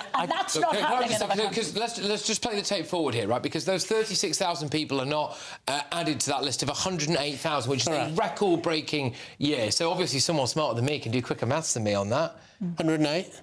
Plus 36,000? 144. 144,000. So let's make it 144,000 people who are all now going to be able to claim asylum. That's despite the fact that no one has come in the last 11 days or whatever. Isn't that incredible? Due to the weather. Anyway, so they're all going to be able to claim asylum. Now, the pass rate on this is something ridiculous, something like 70-odd%. And then, of course, you get the infinite number of... But you get appealed. People are never actually sent out of the country. And Labour's other policy, which they said, which I haven't spoken about yet, which I will now, was about shutting the migrant hotels. We played you clips of it before. They're going to close the migrant hotels. Well, now it's emerged through leaked documents that they are calling for people to be able to provide them with accommodation, asylum accommodation, until 2039, Jake. My God. That's not shutting the hotels, is it? No, it's not. And I just think... The government, whoever's in power, this Conservative government, one of the reasons I left the Conservative Party is they made a mess of this whole system. The government has to level with people. People in this country are fed up to the back teeth. They elected a government, a Conservative government that said it was going to get to grips with it, a Labour government that's going to get to grips with it. The truth is that it's only someone like Nigel Farage and Reform who've actually got what it takes to grip this issue, because he said we'll leave the ECHR. He said he would deport people. The Tories would have been successful had Rwanda been allowed to go ahead, and if the law had been passed that said anyone who came... Well, look, Carol, I was there at the time, and I was one of the few Conservative... Rwanda actually didn't go far enough. I was one of the few Conservative MPs who rebelled on the Rwanda bill to make it go further. It was part of the solution. It didn't go far enough. We actually need to be tougher than Rwanda. Something better than nothing. Oh, yeah. And at least we have no deterrent now. We have nothing but pull factors. We've got a boomerang deportation policy, one in, one out, and they come straight back again. Look, it's just worth bearing in mind there that, so again, Labour said that they would smash the gangs, that they'd stop the boats, they end the use of migrant hotels. And it is directly because of this Labour government that we now have the record numbers of people claiming asylum. It looks as though they're willing to extend asylum accommodation until 2039. And just bear that in mind, because when we come back in a second, we're also going to talk about another absolute whopper, which is leading the front of the Telegraph as well. Reeves prepares to break manifesto pledge with income tax rise. We've got that, plus what's, well, not going on in the North Sea. It's an absolute shocker. It's a complete clown show. But anyway, talking of something that might take your mind off all of this anyway, it's good. Christmas is coming soon, and you could be 41 grand better off, I think. Here's how. We're giving you the chance to win your entire Christmas this year paid for by us. First, we'll give you an incredible £30,000 in tax-free cash, so you can have a brilliant new year. Then we'll give you a further £10,000 cash to spend on all your Christmas presents, the decorations, even the tree. Christmas lunch, that's on us too, with £1,000 in shopping vouchers to spend at your favourite supermarket. Finally, a GB News Christmas goodie bag. And the best news? You'll get it all in time for the big day. For a chance to win, text WIN to 63225. One entry costs £2.50 plus one standard network rate message. Or text BONUS to 63225. 5 entries cost £5 plus one standard network rate message. Go to gbnews.com/win. Entries start at £2.50. Call 0903 686 3232. Calls cost £2.50 plus your network access charge. Or post your name and number to GB 17 PO Box 8690 Derby DE1 9TT. UK only. Entrance must be 18 or over. Lines close at 4 p.m. on the 28th of November. The winner may be contacted live on GB News, week commencing the 8th of December. Please check the closing time if listening or watching on demand. Good luck. Well, coming up, it's an explosive set of front pages. There are some breaking news on the Telegraph. The BBC, of course, has been accused of doctoring a President Trump speech. Here's a little snippet of it. We're going to walk down to the Capitol, and I'll be there with you. And we fight. We fight like hell. Well, the White House is now aware of this, and we're wondering whether or not President Trump is going to sue the BBC. Could it be the end for the B? But first, there'll be a general election caused by economic collapse that will happen in 2027. So Rachel Reeves is about to break a key manifesto pledge, and then on top of that, Ed Miliband is essentially directly responsible for your energy bills going up. So fantastic showing from Labour. We'll talk about that very shortly. Stay tuned.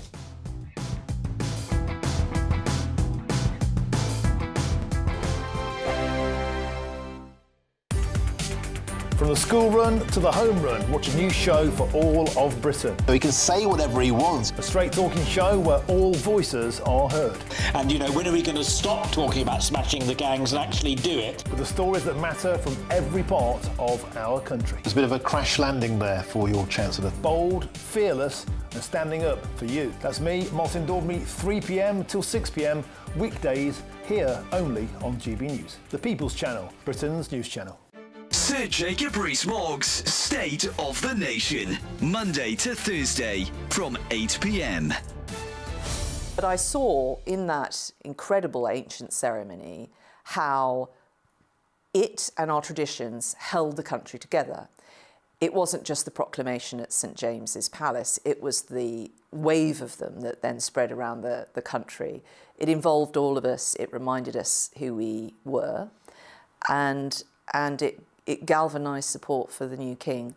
And I thought, this is just incredible. And then I started to think about, actually, all of these things have been arrived at and are amazing uncodified constitution, which is written down, but in about 400 different places. It's all held together by these rituals and these ceremonies and customs.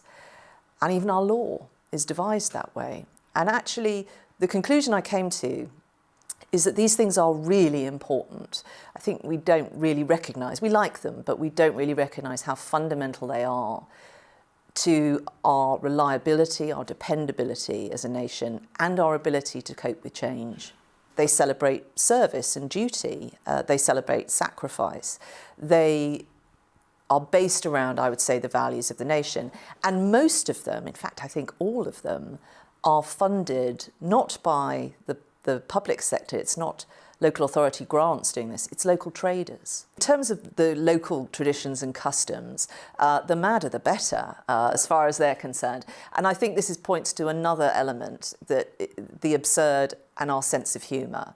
It's the only thing we take really seriously in this country. So I think that is fine. But I think we do adapt these traditions. They do modernise. GB News, the People's Channel. Westminster's full of talk, but out here, it's the real world. Am I allowed to talk now? No, that's it.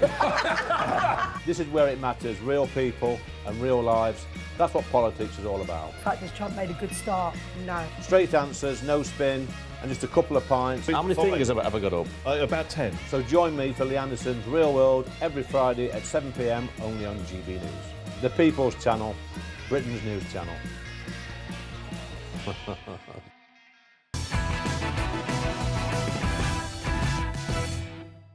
We're going to walk down to the Capitol, and I'll be there with you, and we fight. Heads are going to have to roll at the BBC, and I suspect that President Trump might actually sue them. They basically made up fake news, and they've been caught out. But before we get stuck into that, well, today, Reform UK leader Nigel Farage unveiled his party's financial plan, warning that economic collapse will lead to a general election by 2027. He branded the government clueless about business. He vowed to create the most pro-business, pro-entrepreneurship government in modern times. We'll bring into government, as advisors or ministers, people with real business expertise in their own sector. Our current politicians don't understand business.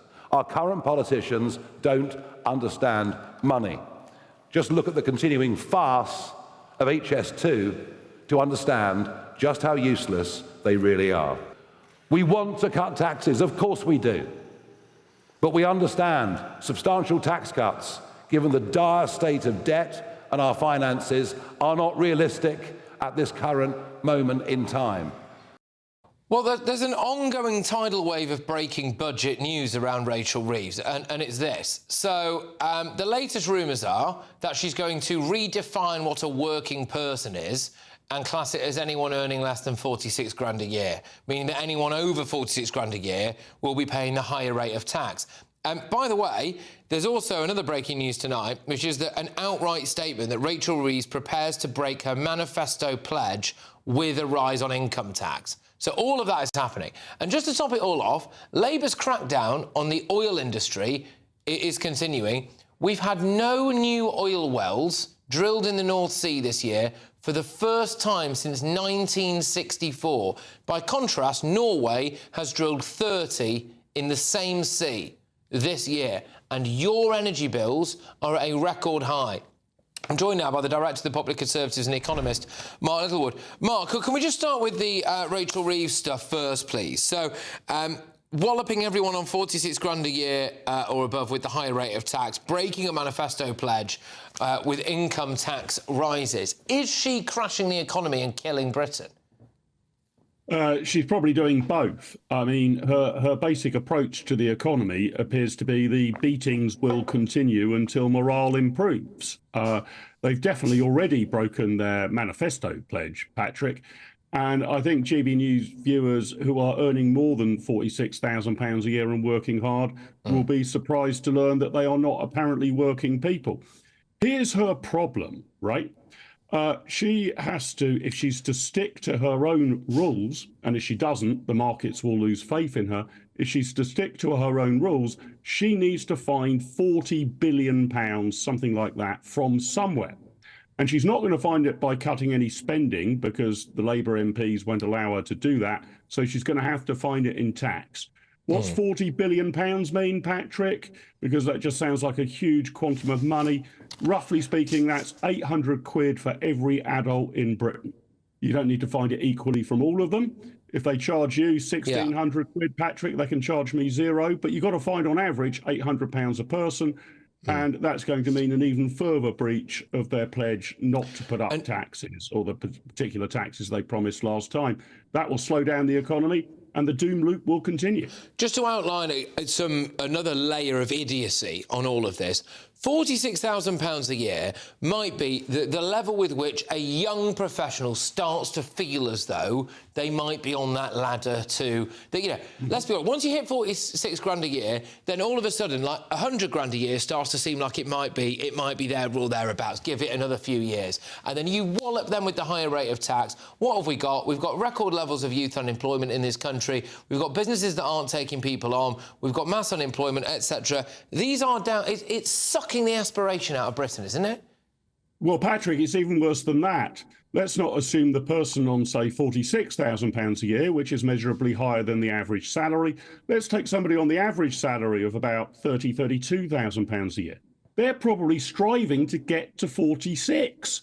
Forget the person on 46. Let's look at the people who are trying to get to 46. And if the Chancellor sends a message that as soon as you get there, you're going to be punished, that sucks aspiration, not just from those people who are doing pretty well at the moment, but from those people who are about in the middle and are just trying to move forward. So always round, it's a disaster. And if you suck that aspiration out of the economy, guess what? You don't get any economic growth. And what we urgently need is to see the economy growing rather than flatlining. That's not a silver bullet. It doesn't solve every problem, but it is a bronze bullet. If we can encourage people to get their pay up and become more productive, a lot of these problems don't go away, but they become less sizable. Tax revenues go up. People need to rely less on state handouts and all of the like. Unfortunately, what we're learning inch by inch about the Reeves budget is it's going to do exactly the opposite. And just the other aspect to this as well is that because this is basically self-inflicted. What we're seeing here now is a self-inflicted economic problem by the Labour Party.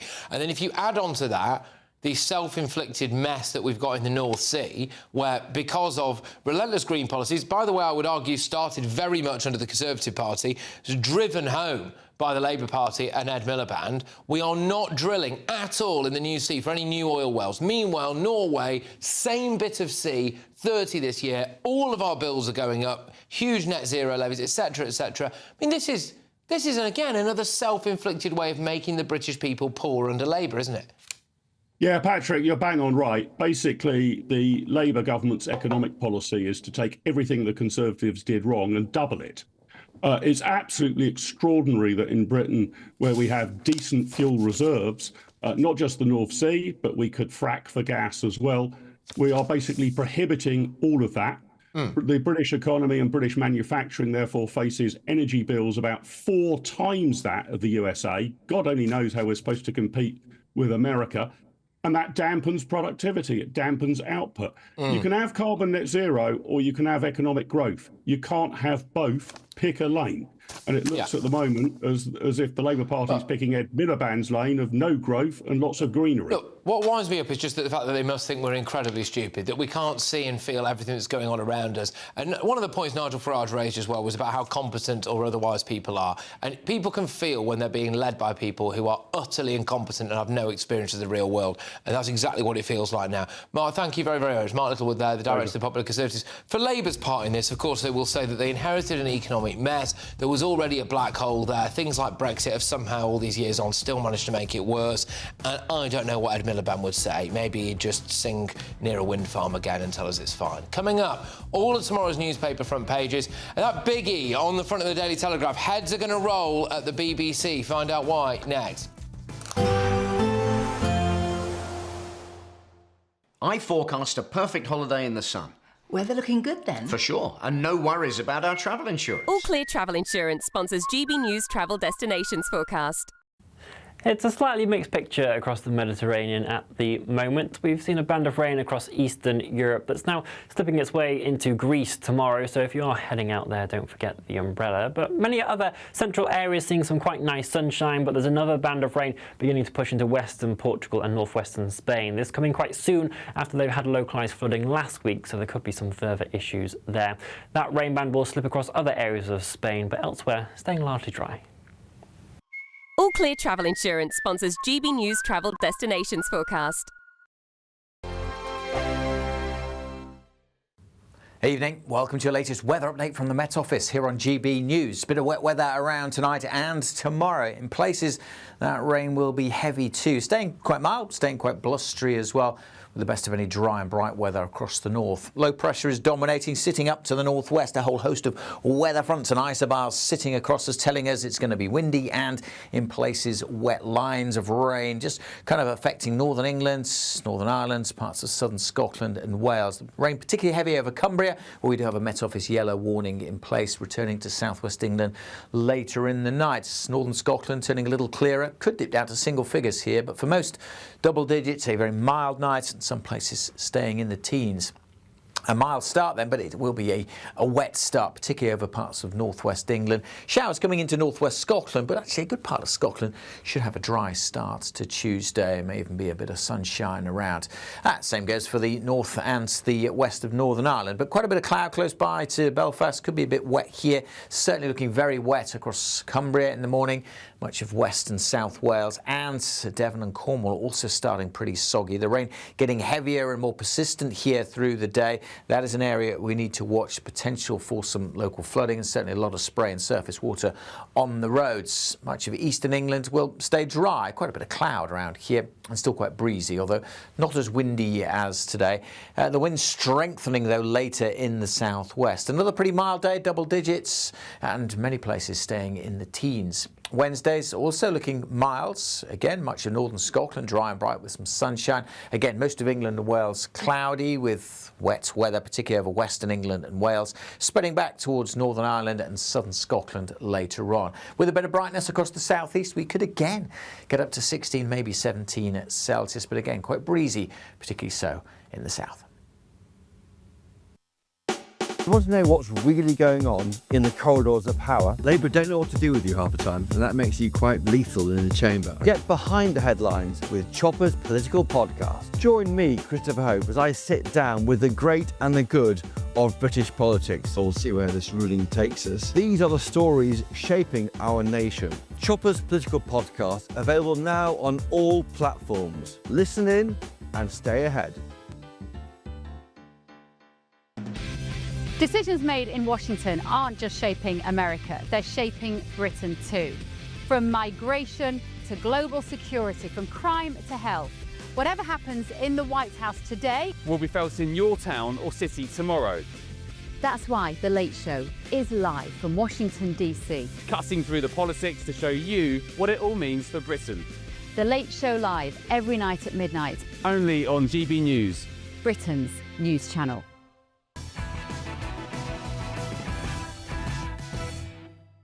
Welcome back to Patrick Christys Tonight. Let me give you a very first look at tomorrow's newspaper front pages. The I paper, Rachel Reeves bids to win over voters on big tax hikes as make or break budget looms. Apparently, she's going to... Good luck with this, by the way. Rachel Reeves is just going to try to win you round as she hikes your tax up. Also, we are doing the Telegraph. Now, there's a couple of stories here. Again, Rachel Reeves prepares to break the manifesto pledge with an income tax rise. So we'll talk about that. But the big one for the Daily Telegraph is this. BBC's Trump bias exposed in memo leaks. And there is, of course, a video to go with that story, which we'll play you shortly. The Guardian, Rachel Reeves paves the way for tax rising with tough choices talk. Well, I'm sorry, Rachel from Accounts, but it is not going to wash, is it really? But we are joined now by the presenter of The Late Show Live from Washington, D.C. It's Bev Turner. Bev, thank you very, very much, because this story that's leading the Daily Telegraph, before I go to my panel on this, is the BBC's Trump bias exposed in a memo leak. There is a video of this, which maybe we might be able to play in a second, but anyway. And I believe that the White House is now aware of what has gone on. I think let's play the video before we go to Bev. Yeah. We're going to walk down to the Capitol, and I'll be there with you. And we fight. We fight like hell. We're going to walk down to the Capitol, and we're going to cheer on our brave senators and congressmen and women. So the BBC basically made it out that President Trump was encouraging the Capitol Hill riots in a panorama programme, Bev, didn't they? The White House is aware of this now. What do we think they're going to do about it? Have you got any lines for us?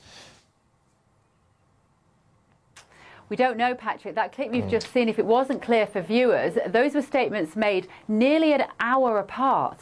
And in this documentary that transmitted 1 week before the election here in 2024, and it was called Donald Trump, A Second Chance, clearly depicting him as trying to incite violence, casting him, frankly, as someone that he obviously isn't, and behaviour that he didn't execute that particular day. So I have personally contacted some of the top team at the White House this afternoon. So stay tuned, because we may get the response. We could get the response from the White House whilst we're on air this evening. Remember, Donald Trump doesn't take this stuff lying down anymore. The one thing that he feels really strongly about, and his press secretary, Caroline Leavitt, we see her talk about it in the briefing room every week, they feel very strongly about fake news and about how the media lies about Donald Trump and about who he is. It has been a very effective way of shutting him down and demonising him, frankly, in the eyes of the world. And the thing is, Patrick, the BBC is still very well regarded in America. If you ask people on the street, or I talk to my taxi drivers about what they watch and listen to, if they hear an English accent, they say, "Oh, I love the BBC. I always go to the BBC. It is so true." I correct them on that, Patrick, I can't lie. And I won't have to necessarily here, because this story yet has not quite made the headlines over in America. It's been online today, but as you saw there, it's the major front page of the Telegraph tomorrow. I've got the journalist. His name is Gordon Rayner. He's going to be on with me on the show at midnight tonight to talk about that exclusive. How did he get that leak? Because this has come from a leaked document from the BBC, a whistleblower inside the channel saying, "This is wrong.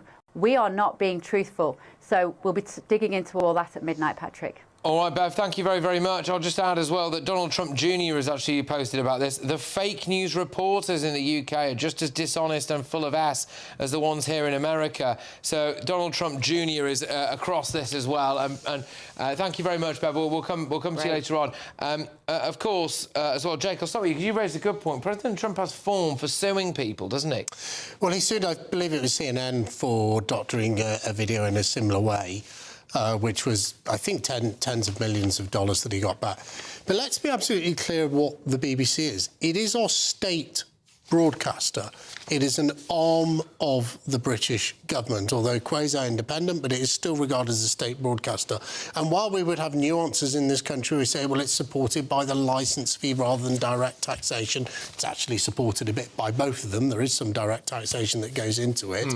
I don't think that across the pond in the United States that President Trump and his team will be looking at the nuances of it. They will see this is the British state broadcaster lying, cutting speeches. It's potential election interference, which they take extremely seriously in the United States. And, of course, there are other allegations about an over-focus on Kamala Harris in the run-up to the campaign, which are also coming out in Telegraph this evening. If this was it, it would be terrible. The fact that there is more to come, I think this is a disaster for the BBC. There is more to come, and this is the start. So just for a bit of context, the things that you heard of President Trump there, where it sounded as though he was encouraging Capitol Hill riots, were snippets that were, I think, more than 47 minutes apart in the same speech. And the BBC have mangled that together and put it out there and presented it as fact. But the bigger concern, Carol, for the BBC is this, that this is part of a 19-page dossier on BBC bias.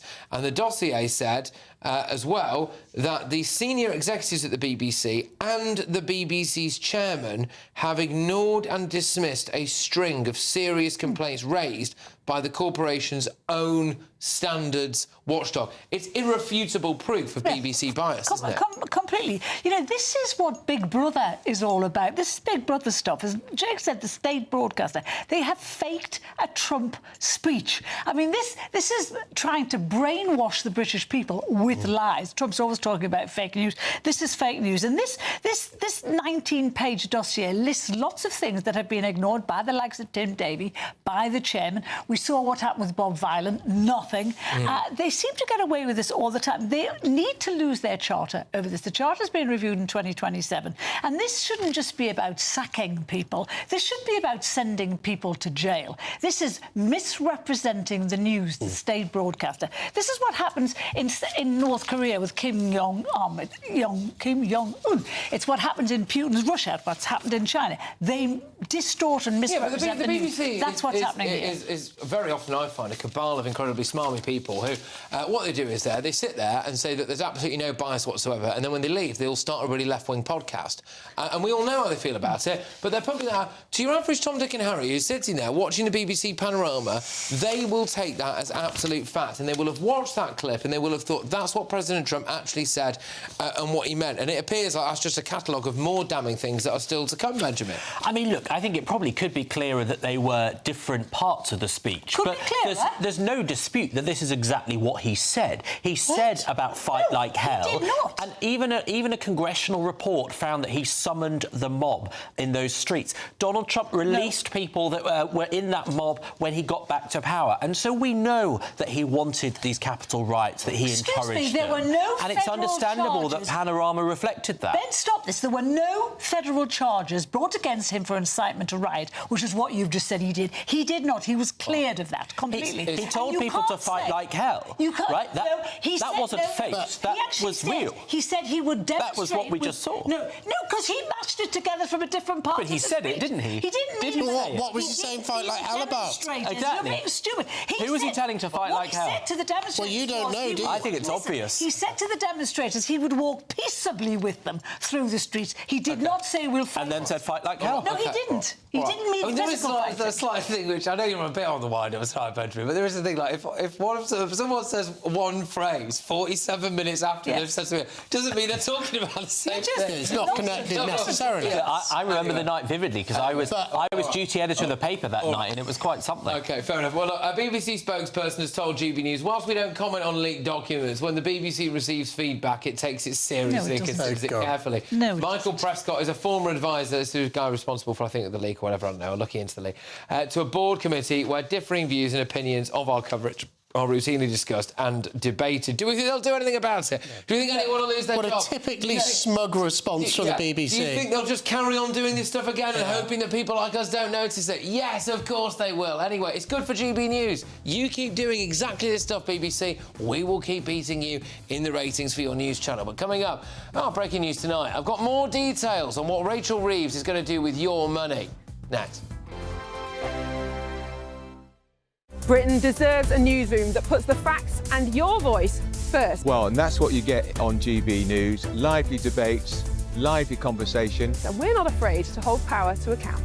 And each other. So join me, Andrew Pearce. And me, Miriam Gates, for Britain's Newsroom, weekdays from 9:30 on GB News. I'm Jacob Rees-Mogg, and this is GB News, Britain's news channel. Good afternoon, Britain. Weekdays from midday. Sumo is a fantastically simple sport to win. There's only really two win conditions. You either drive your opponent out of the dojo, the ring, or you take them to the ground. And when we say take them to the ground, any part of their body other than the soles of their feet which touches the ground, that counts as a loss. Now, how you do this can vary. It varies between wrestlers and their backgrounds and styles. Some will be more focused on the driving and the pushing. Some, particularly with the judo background, more focused on the throws. There is kind of a core of winning techniques, which we call kimarite, and they're kind of standard winning techniques. But but realistically, any technique you use to get your opponent either out or down, you'll win the match. But the two that we're seeing on the screen look actually quite lightweight sumos, because I've seen some really heavy sumos, but with that weight, they are incredibly flexible. Like the one earlier was doing the box splits. I mean, there he is. Look at that. That is not an easy. I'm training to do the box splits, and I can't do that. And look at him. He's going to roll all the way through as well. Rob, they're very fit, aren't they? But these ones look lighter. So they are incredibly fit athletes, and I think one of the things people forget when they look at sumo or they look at rikishi is that they are athletes, you know, and to a degree we're looking at two sumo wrestlers standing next to each other, and so they look normal size in comparison to each other. In terms of their body fat percentage, is actually very, very low. GB News, the People's Channel. Join me, Nana Akwe, for an informative, interactive news programme with a difference. It's fun. No, he didn't say that, Dave. I'm so surprised. I think there's an element of truth to that. Join me from 3 p.m. every weekend, only on GB News, Britain's news channel. In the GB Newsroom, we bring you the news as it happens. With our team of dedicated journalists across the UK. We're ready to keep you up to date with what's happening every half an hour, every single day. Bulletins here on GB News. The People's Channel. Britain's news channel.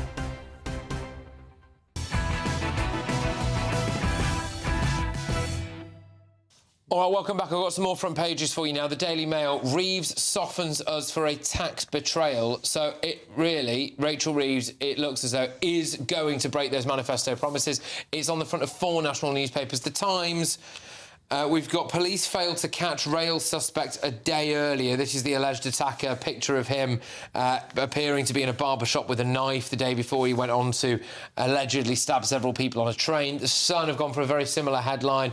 Train suspect, quotes, knifed 2 before attack. And apparently they've got a line here about teenagers targeted in 24 hours of mayhem, just building a picture of, frankly, an incident that potentially could have been stopped about 24 hours before it happened. Let's zone in on Rachel Reeves, shall we? Because it's on the front of, like I said, 4 national newspapers. The Mail is one of them. Reeves softens us for tax betrayal. Yeah, I mean, in a highly unusual move, the Chancellor will use an early morning speech in Downing Street to address speculation about the contents of her November 26 budget. She's expected to raise taxes by up to £30 billion. I mean, this is pretty catastrophic, isn't it? Well, it just shows that she completely out of her depth, has no idea what she's doing. Why is all this speculation around the budget around? It's because she has left it to the last possible point it could be to have the budget. So she's created this, she did this last time, she created this huge gap, which is full of speculation, people really concerned, people cancelling house sales, thousands of people leaving the country in anticipation of this great budget she's going to do. And now she's saying, look, I've got to have a press conference to talk about all this terrible speculation that she herself has created.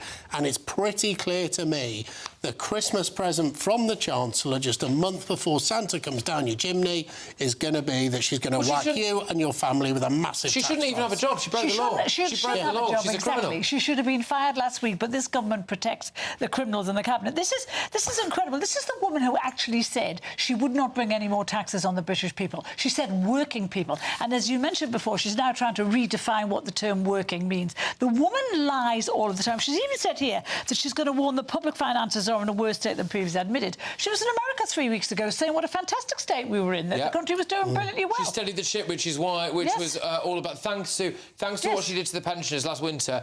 She, she's able to make some concessions there because she's steadied the ship. This woman just tells lies the whole time. And Jake's right. You know, she's wrecking businesses currently with the speculation. The housing market has been wrecked. It's stagnated, and it's going to collapse if she does stuff to people's houses.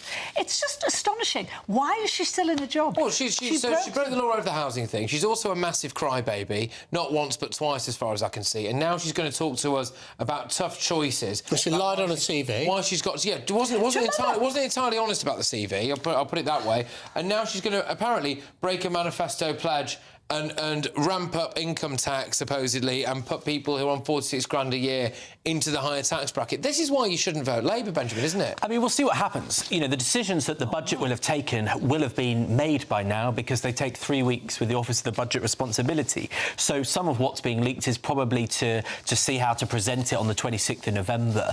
But, I mean, everything isn't negative at all. You know, Britain's borrowing costs have been falling. Consumer confidence for under 50s is at record highs. And also, Where do you get the borrowing costs retail sales are up. It was in a report in the newspaper. We're paying 100 billion quid a year to service our £3 trillion debt. How are borrowing costs? Yeah, but we're not even. But we're not paying it. We're borrowing the money to pay the interest on the debt. And the truth so is, how's borrowing costs falling? I think we're at the harshest point as we turn a corner. And actually, in 3-4 years' time, we'll be glad of this. Glad of this control. Because if she got rid of her fiscal rule, talking about then we would have pledges they broke. And I'm sure people in multi-million pounds in the bank, like either of you probably will pay a bit more. Talk about manifesto pledges. They said they were going to smash the gangs. How's that going? They said they were going to cut your energy bills. They're going up at a record amount. Doing better. And they said they wouldn't put taxes up. Inflation is flatlined. No, it's not. Inflation is going up. You're economically illiterate. The millionaires are livid, but normal people will be better off. He's on the wind-up. He is on the wind-up. I'm not going to say the bait. I'm not going to say the bait. Flatlined. Look, you cannot have things going up in shops like they are. He's laughing at things going up in shops. I'm laughing at rockets. Like they I'm laughing at how desperate they are. The cost of living is going through the roof, and then you're simultaneously about to tell people on £46,000 a year that actually they're rich. Nurses, school teachers, train drivers, all those public sector workers. Just like you just did. The economy is getting better. Let me tell you, inflation is. I reckon most people watch this programme will be glad to get 46k a year. Right? They're not the middle of this country. I'm sorry, train drivers are We're going to have to get going, but we've got nurses. all the front pages to get stuck into, and this is big. This could be Labour's biggest lie yet. Stay tuned.